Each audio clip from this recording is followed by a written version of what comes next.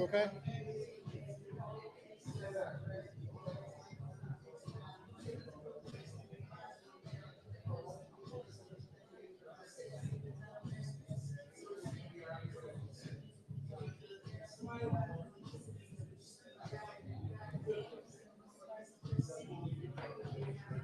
I'll go.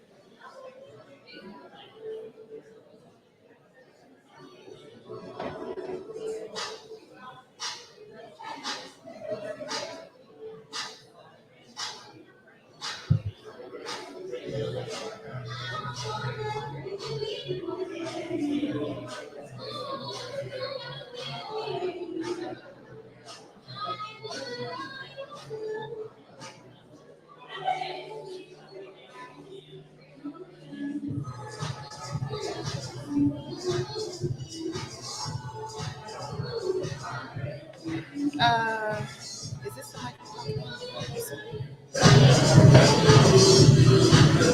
Which mic am I talking to? Is it this one?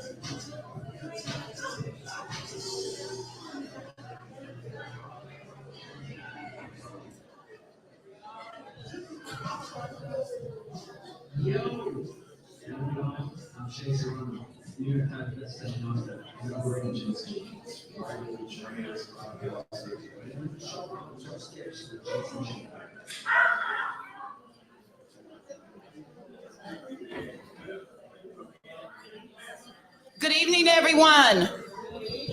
Can you all hear me? Yes. Some people said no. Let's try this again. Good evening, everyone. Is that better? Awesome. I need for you all to give me a little energy, and I need you to look at your neighbor and say neighbor. Neighbor. Do it a little bit louder. Say neighbor. Neighbor. You're in the right place at the right time. Okay, let's do that one more time. Say neighbor. Neighbor. You're in the right place at the right time. Now give yourselves a round of an applause.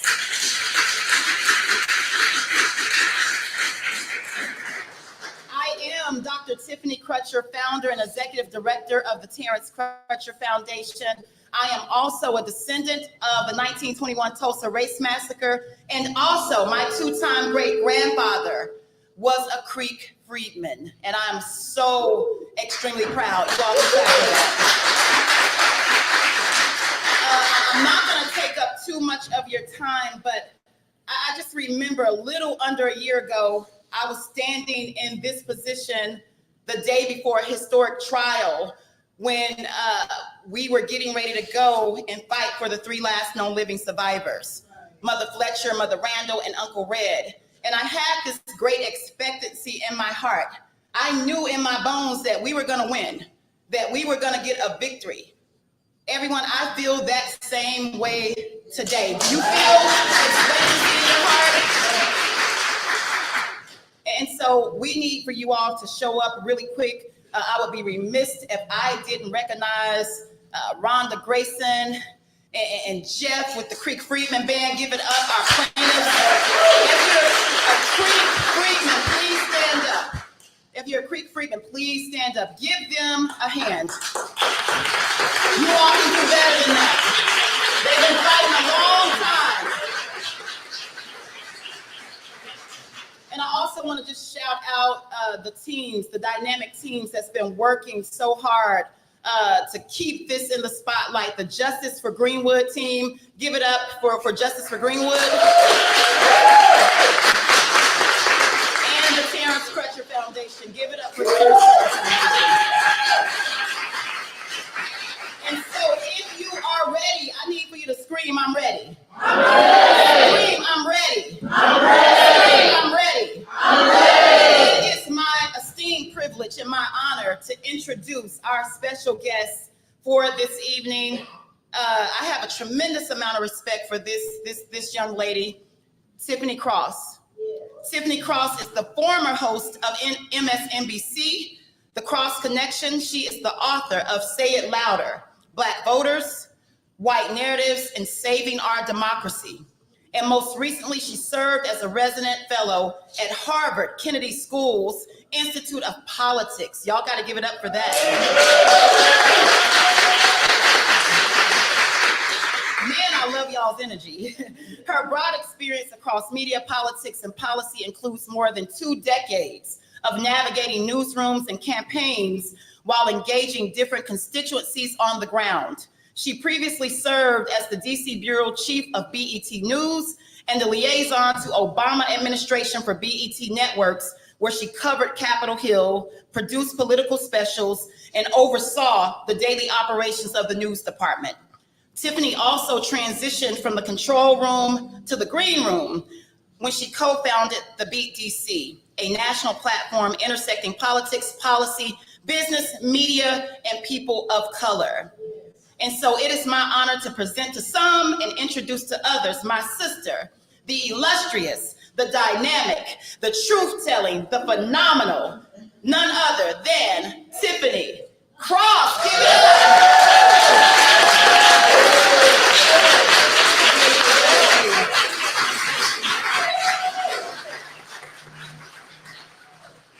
Hi, everybody. Can y'all hear me all right? Anytime I get to be with my people, it's a beautiful day.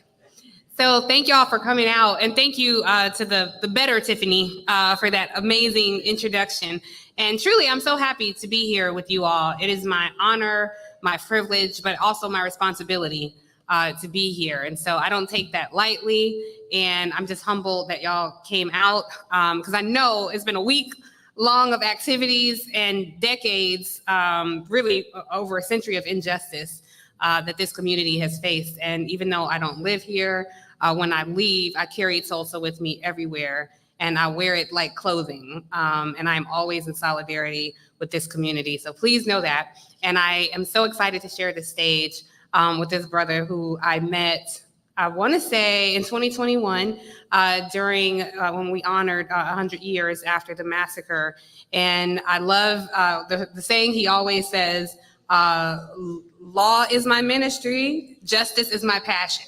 So y'all already know him, but he's one of my favorite human beings. So please help me welcome Damario Solomon-Simmons.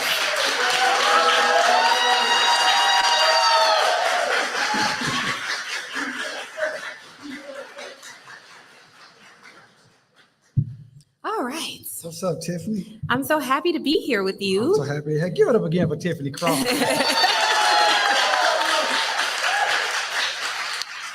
It's so good to have you back in Tulsa. It's an honor to be here. And I have to say, it's always an honor to share space with people who are truth tellers and who do not center the comfort of other folks when it means denying ourselves our own justice. So I stand in solidarity with you always. And I'll be honest, you were the first person to tell me this history about the Freedmen. So thank you for that. And I take it as my responsibility to help carry that story in as many places as I can. Now, you've been fighting for the rights of Black Creeks for more than 2 decades now. It's a long time. Yep. I wasn't even born when you started this fight. I kid. But this is personal for you. Tell us why it's personal for you. You know, it's personal because I am a Black Creek Indian. My grandfather, my four-time great-grandfather, Cal Tom, came on a Trail of Tears from the Southeast United States, came here to what's now called Oklahoma Indian Territory. He helped build up the nation like so many other Black Creeks. And when the Civil War happened in the 1860s, he was elevated to a chief. And he actually saved the lives of a couple thousand Creeks who were starving to death at Fort Gibson. And he was able to get them food, shelter, and save their lives. And then at the end of the Civil War, Cal Tom was one of five individuals who negotiated and signed the Creek Treaty of 1866, which among other things ended all enslavement of Creeks of African descent in the Creek Nation. And it also gave us Creeks of African descent full 100% citizenship rights and all those benefits.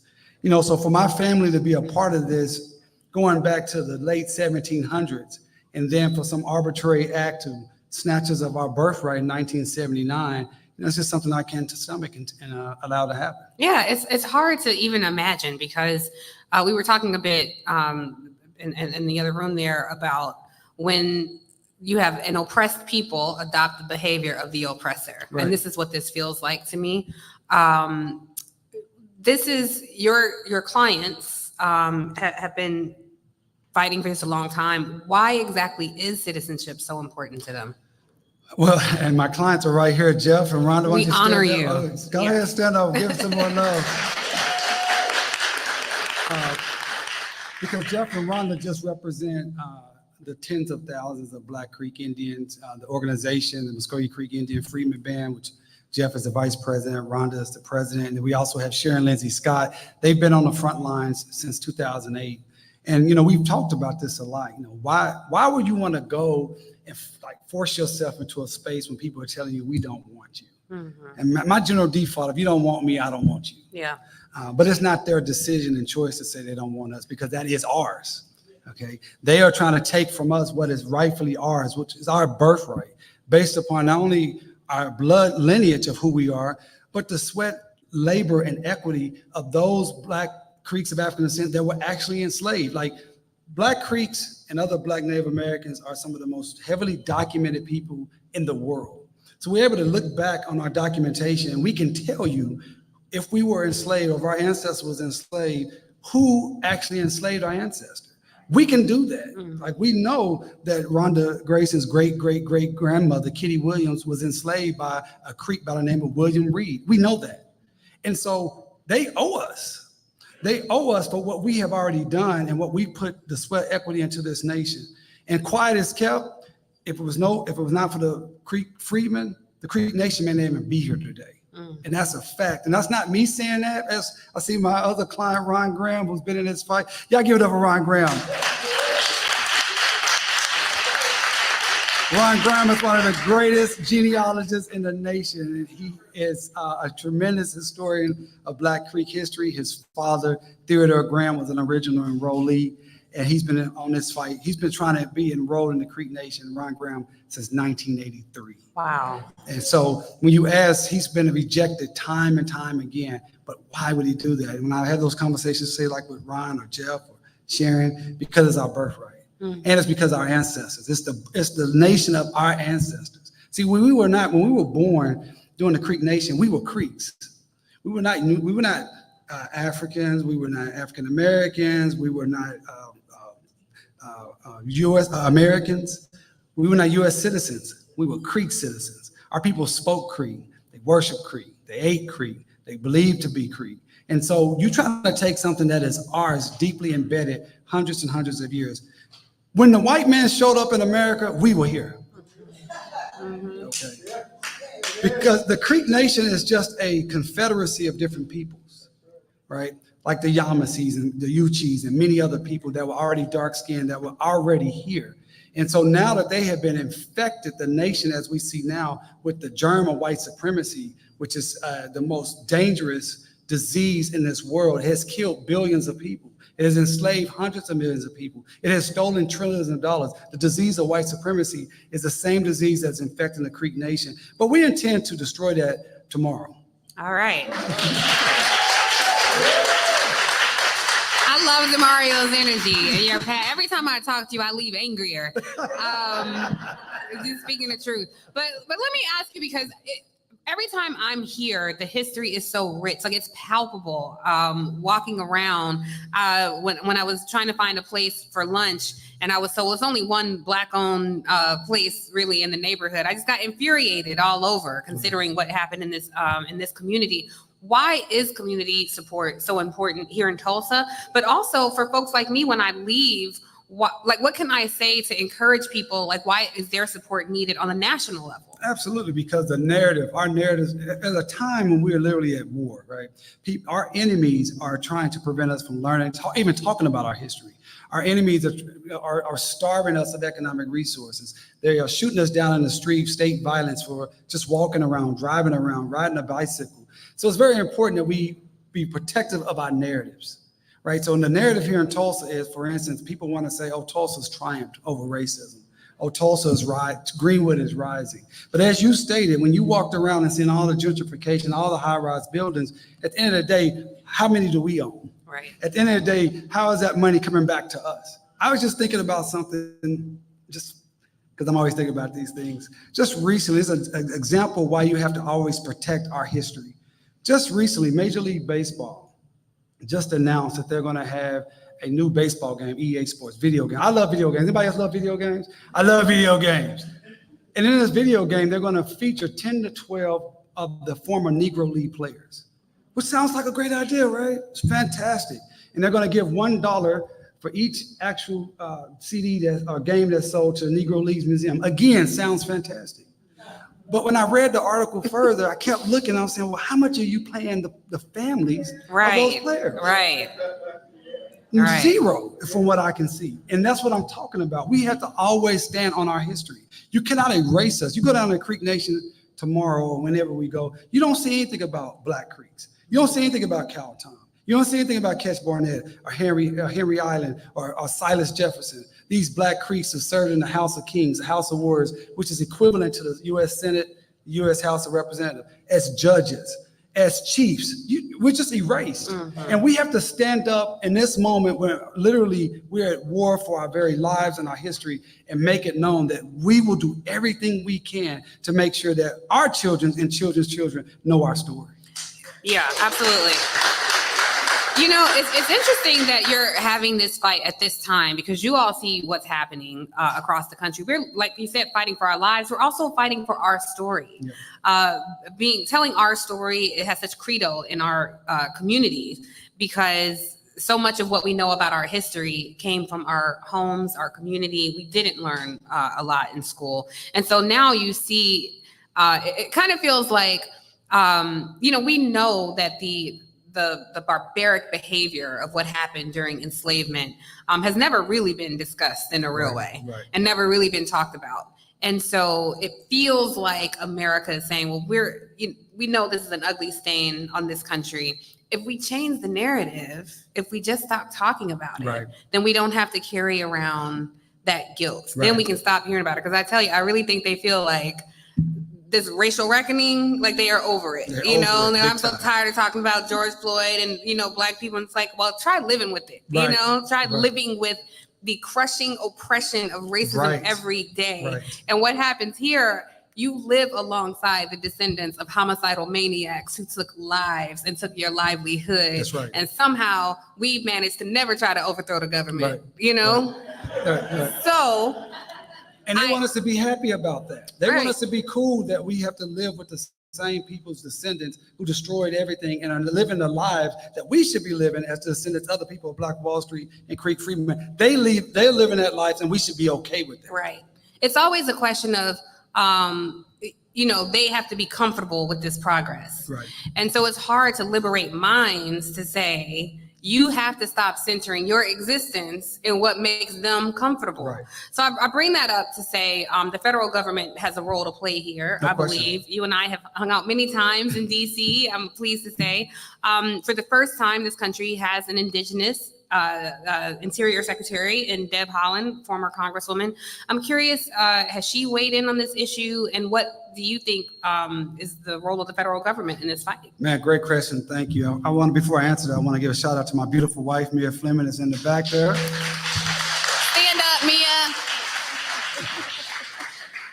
I could not be doing anything that I'm doing without her tremendous support, guidance, and mentorship. Yeah, I think I say crazy stuff now. If I didn't have Mia, that's an excellent question. I'm so glad you brought up Deb Haaland, who I think is an outstanding public official. I'm so glad she's in her position, the first Native American woman or Native American to be the Department of Interior Secretary. But I would ask her, and I ask everyone that's listening to this, even in this room and online, to contact Deb Haaland and say, Deb Haaland, we need you to step up. We need you to stop the anti-Black discrimination that Creek Freedmen are experiencing and Choctaw Freedmen are experiencing and Chickasaw Freedmen are experiencing. And she could do that today. In May, I tell you what, May 12, 2021, Deb Haaland came out with a public statement where she specifically stated she was giving praise to the Cherokee Nation. And I give props to the Cherokee Nation. We're in Cherokee Nation right now. Greenwood was part Cherokee Nation, part Creek Nation. So we're actually standing in the Cherokee Nation, and they've done the right thing, the Cherokee Nation. They have totally decided, you know what, we was wrong to disadvantage our Black Cherokees. And they've totally accepted them back in. They put money into the programs, and I just give props. And let's give it up for Chief Hoskins and Chief Bill John Baker that made that happen. You know. So in May of 2021, the Cherokee Nation created a new constitution. And they said, look, we should have never, ever said anything about by blood is the only way you can be a Cherokee. It was wrong, it was racist, and we'll never do that again. Deb Haaland publicly thanked the Cherokee Nation, and she told them that this was the right thing to do, and she was happy to see it. But she also stated the last line of that release. She said she calls upon the other nations, including the Creek Nation, to fulfill their legal and moral obligation to their freedmen. So she knows that what they're doing is illegal. She knows that what they're doing is in violation of Article 2 of the Creek Treaty of 1866. She has stated as such publicly. But now we need her to use the awesome power of her office and reach out to the Creek Nation and say today, we will not recognize your government if you do not recognize the rights of Black Creek Freedmen. That's an excellent strategy. I'm curious how the Creek community responds to this. I mean, are there any members of the other side of the Creek Nation? Or is anybody in solidarity with? Yeah, absolutely. We definitely have a lot of people in solidarity that are actual Creek citizens, and I like the way you phrase that, because we're very clear as Creeks of African descent. We may not be recognized by them as citizens of the nation right now legally, but we are as Creek as anybody else that's ever walked the face of this earth. And we take great offense when anyone, including some members of the Creek Nation government, tries to say, well, why should we have to admit non-Creeks into the Creek Nation? And that is an offensive, racist thing to say, and it's defamatory, because we know our history. We know who we are. We are Creek. And we have members who are actually enrolled in the Creek Nation as citizens today that support us. And I think the vast majority of the Creek citizens actually support us, because I think the vast majority of people, just like the United States, are decent people. But those that stay in power, they want to keep a small group in power. And they want to lean upon the Confederate nature of some of those Creeks. Remember, the Creek Nation enslaved Creeks of African descent. Remember, the Creek Nation, mostly these assimilated Creeks, adopted plantation-style economies. Remember, in 1861, the Creek Nation signed a treaty with the Confederate States of America, because the Confederate States of America, their agent, Albert Pike, said, hey, if you fight with us and we win, you can keep your enslaved Africans, your enslaved Creeks. So we got to remember that's that strain, that white supremacist strain that we're fighting to this day. So anyone within the Creek Nation that is fighting our citizenship rights, our equal rights, our birth rights, they're doing nothing more than being a Confederate, like those ancestors who enslaved Creeks of African descent. Absolutely. I don't know how you see it any other way. And the other interesting thing about this is you really are bookended at these two key cases that center reparations. Right. This is all a reparations issue. Right. How does one influence the other? If, I say if, but we should speak life into what we want. Absolutely. When you are successful in this fight, how will that influence your fight for the Greenwood descendants and survivors? Well, again, because Greenwood, the co-founders of Greenwood are the Black Creeks, you cannot even have justice for Greenwood without justice for Black Creeks. It's impossible. You got to have that. We did something miraculous last year that hadn't been done in 100 years. We were able to survive a motion to dismiss for a Tulsa race massacre case. It hadn't been done in the nation for any race massacre case of Black people who have been destroyed. So I just believe that we're doing the right thing. We're doing God's work. And I believe that when you're doing God's work, God is vested in your success, so you cannot lose.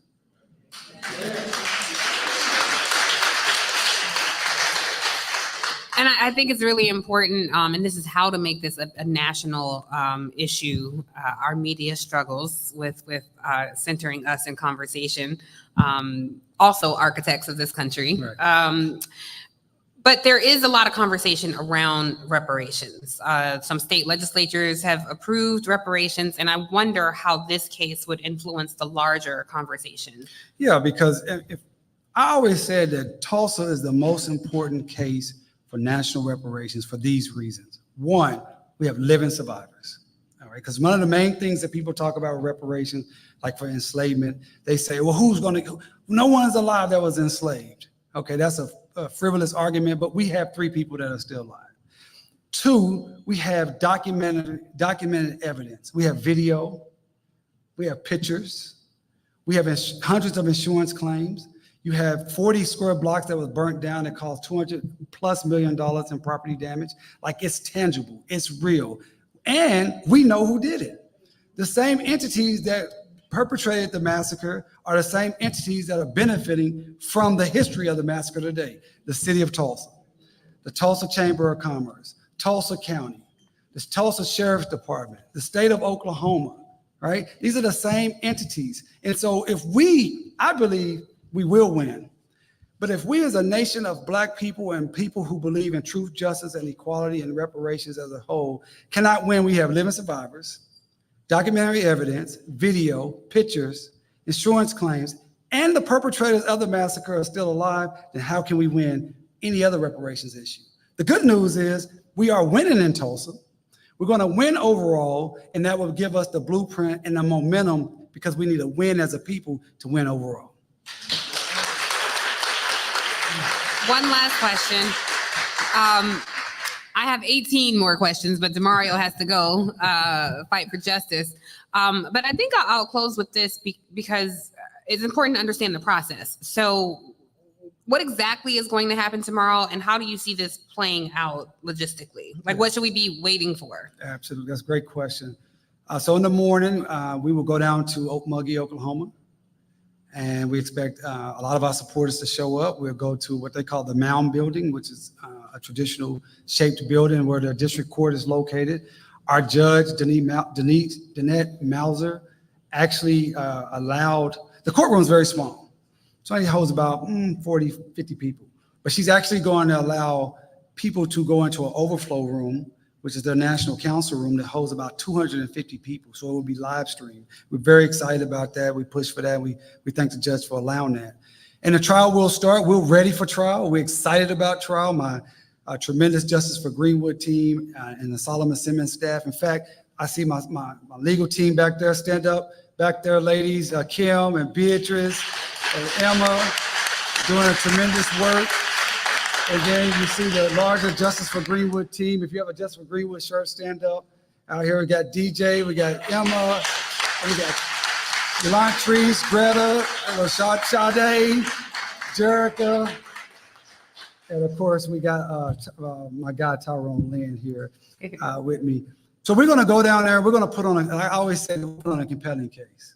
We're gonna put on a simple case. We're gonna put on a winning case. We're going to tell the judge, hey, she's going to hear why the Treaty of 1866 mandates. It's not, she doesn't have, now I'm not the judge, but the law says she has to admit Jeff and Rhonda for citizenship because they are tying back lineal descendants of individuals on the Creek Freedmen Road. And the Treaty of 1866 guarantees individuals of Creeks of African descent on the Creek Freedmen Road citizenship. That's what I'm going to say to her. And then I'm gonna show her the evidence. The good news is we have a fantastic, outstanding expert witness, outstanding African-American female professor by the name of Professor Carla Pratt, who's at the University of Oklahoma. She's gonna testify, talk about treaty interpretation. And the Creek Nation has already admitted they have zero evidence. They have zero evidence that the Treaty of 1866 Article 2 has been abrogated. That's the legal term. In other words, they have zero evidence that it's no longer enforced. So I'm simply telling the judge, if they have zero evidence that it's not enforced, I have evidence that these people are Creek Freedmen descendants. Here's the treaty, judge, you have to grant the citizenship. And once we grant the citizenship for Jeff and Rhonda, because they're basically stand-ins, okay? Standing for all the Creek Freedmen throughout this community and throughout this nation. Every Creek Freedman that can prove they're a lineal descendant, pursuant to the treaty, should have citizenship. And I want to be real clear about this. You can't put a price tag on someone's heritage. It's our birthright. But there are tangible benefits and tangible resources that will come with being a Creek citizen. Right here in Tulsa, Oklahoma, there are thousands of Black individuals that should be Creek citizens. And right here today, as I sit and talk to you today, in Tulsa, Oklahoma, Black people live 11 to 14 years less than white citizens. Primarily, two primary reasons for that, because of lack of proper nutrition and lack of access to health care. You become a citizen of the Creek Nation, the next day you can go and get free health care through the federal government in the Creek Nation.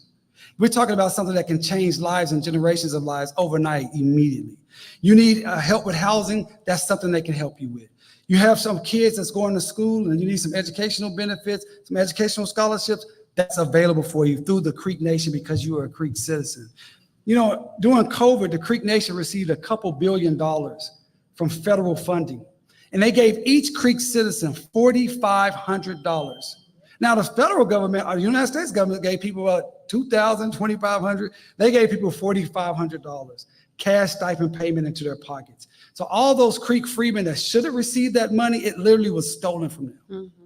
Literally was taken from them. Also, there's money that the Creek Nation has received for payment of land that was stolen back in the 1830s. And that money has come into the Creek Nation. That money should have been shared, and Creek freedmen should have had an opportunity to participate in those resources. And that money has been stolen by the nation by not allowing Creek freedmen to participate in Creek programs. So this is a very tangible, necessary, and beneficial for Black people who are also Creeks. That's a very compelling case you just laid out here. And I know you have to run, and we'll open this up for Q&A. Maybe Damario will stay, we'll see. But I know you have to go, but I would just say, to hear you put it like that, it is, when people started using the term racial reckoning, I mean, you know what I immediately thought. Right. We ain't come up with that. Right. Racial reckoning. But what you're doing kind of erases that whole racial reckoning and shows that a freed people are a people to be reckoned with. That's right. And so as you go into this fight, all the way from the nation's capital, I stand with you in solidarity. I'm so humbled and impressed that all these folks stand with you in solidarity. And I know there are hundreds of other people who couldn't be here tonight who are with you in solidarity. And if it's one thing that when everybody leaves and we go back, what's the one thing we can do? You told us about Secretary Holland.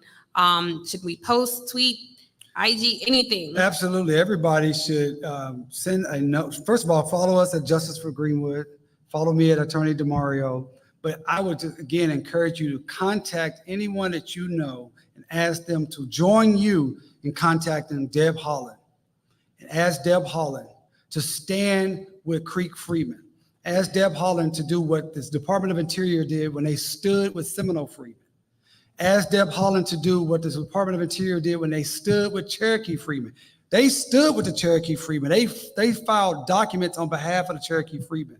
We need this Department of Interior, the federal government, to stand with Creek freedmen today, right now, and she can do it. I believe she's a person of goodwill. I think she wants to do the right thing, but we need her to do it and not just talk about it.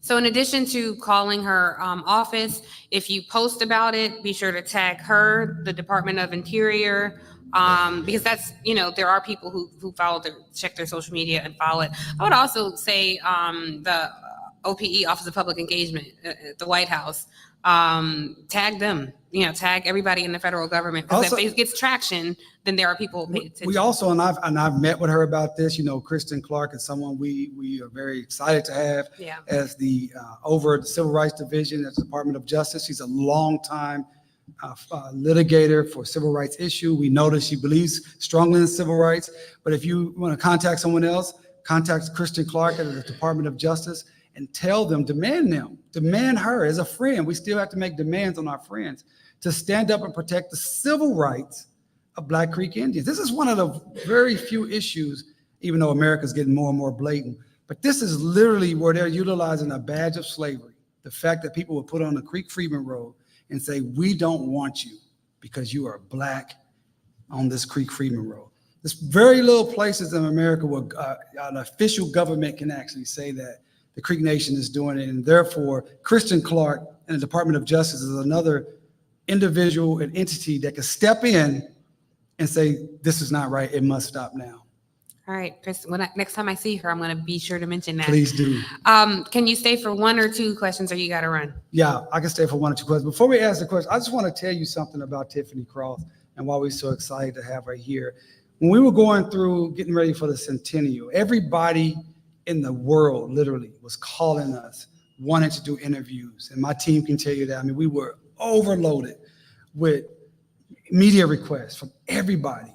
And we were trying to be very strategic. And I remember when NBC called and they had all these people wanted to interview with our survivors. And I talked to the survivors about it. And we said, hey, we only want to interview with African-American female. So we only going to interview, we want Tiffany Cross. That's our first choice. If she's not available, we'll interview with Joy Reid. And Tiffany came down. And ever since that day, it was one of the best decisions we made for the Justice for Greenwood fight, because she's been with us ever since that day. All those other camera crews and TV networks that were here and talking about Greenwood, what are they saying about Greenwood now? But Tiffany Cross has never stopped supporting us. She's had me on her show numerous times, over, I don't know, maybe 8 or 9 times. Every time I go to DC, she's connecting me with people in government, connecting me people with consultants to help push our thing forward. When our survivors just last month received their Ghanaian citizenship at the Ghanaian embassy, Tiffany Cross came to support that because she's about it. And that's why I wanted her here tonight, because she stands with us, not because of the cameras, not because it looks good on her show, because she loves Black people and she loves Black Tulsans. So give it up again for Tiffany Cross.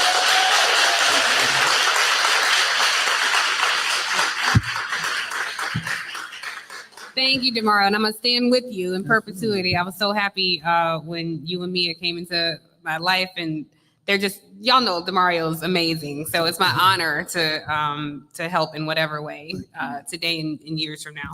I don't know how the Q&A is gonna go, so I think I'll just call on people. Is that all right? Okay, does anybody have any questions?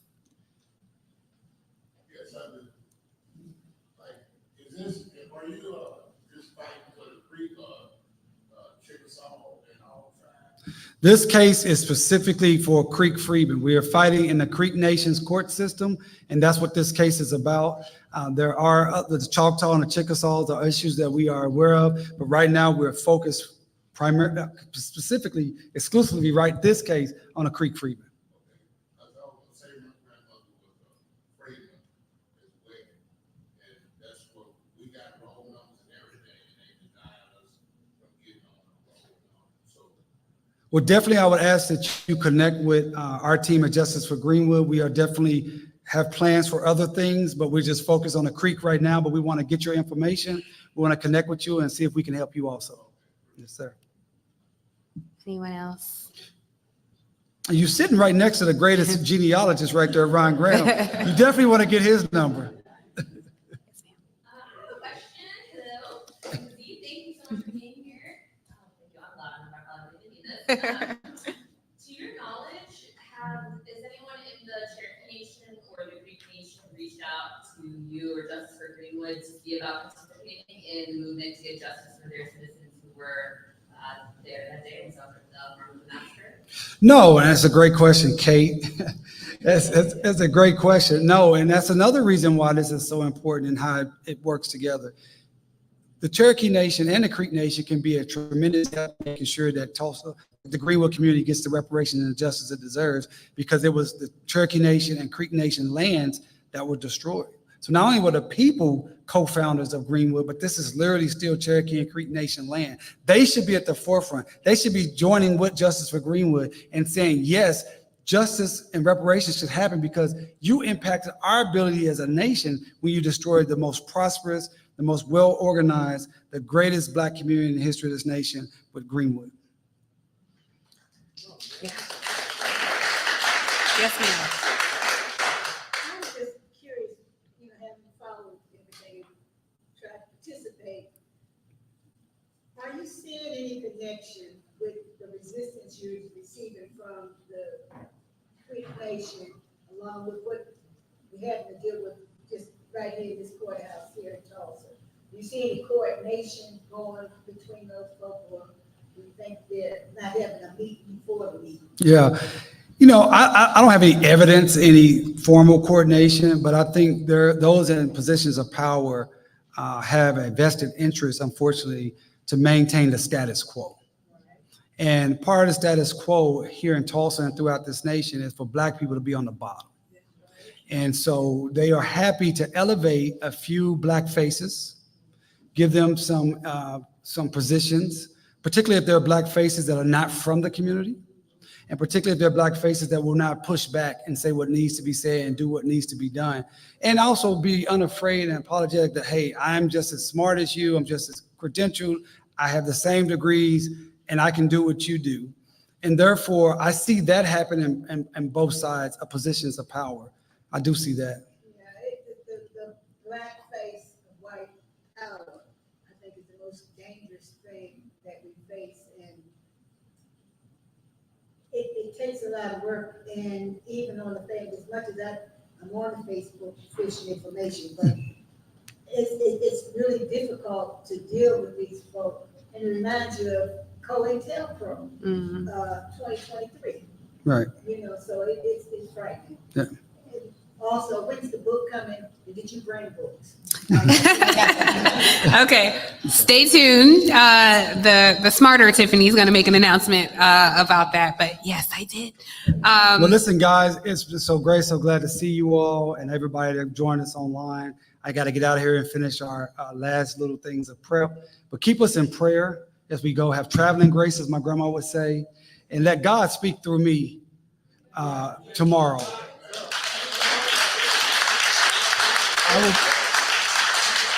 I will be standing on the shoulders of my ancestors, including my grandmother, Johnny Mae Alston-Simmons, who started this journey, started this litigation with us, but passed away 4 years ago. I will be standing speaking to them, so just make sure God is speaking through me and we get the victory.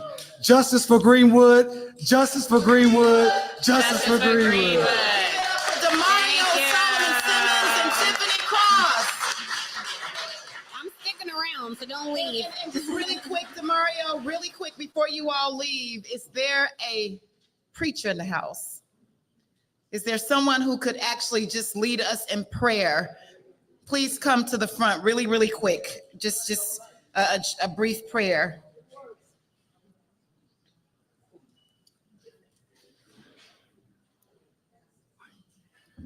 Father God in heaven, we are so grateful for this day. We're grateful for the opportunity to assemble together and to listen and witness those of us who are on the front lines fighting for justice.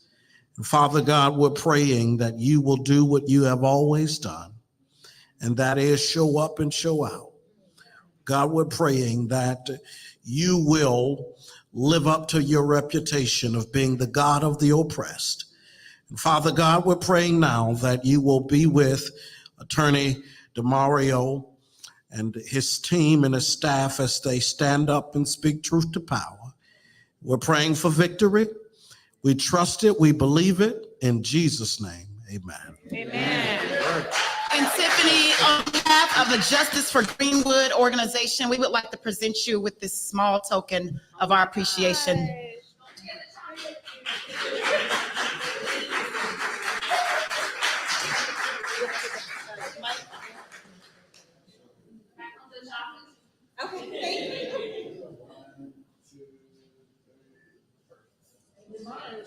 Really quick, just a few quick announcements. Tiffany is going to come back out. Guess what? Justice for Greenwood has a gift for you all too. Tiffany Cross's book, Say It Louder, Black Voters, White Narratives, and Saving Democracy. Justice for Greenwood has decided to gift each and every one of you. Tiffany is going to sign your book. So if you all would line up, yes. And just real quick, a few quick short announcements before you all start lining up. Tomorrow, we kick off this historic trial. We will leave here at 9 a.m. We've chartered a bus for those of you who would like to ride with us. There is a QR code right here in your seat. If you want to sign up, please do that tonight or go back to the back tables. You can ride with us. We will provide lunch. Just wave your hands in the back, everyone. If you would like to ride the bus with us, we're going to have a bus 3 days in a row, and make sure that you can get to Muscogee and back, and we'll pack out this courtroom and this courthouse. You all will get the opportunity to witness history in real time. Also, what else?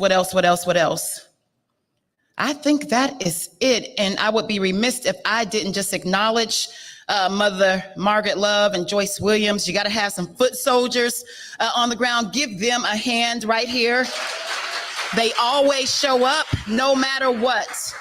And so thank you all. We love you all so much. But if you all would just start lining up, Tiffany Cross is going to come and sign your book, gifted by Justice for Greenwood Foundation. Thank you all so much for coming.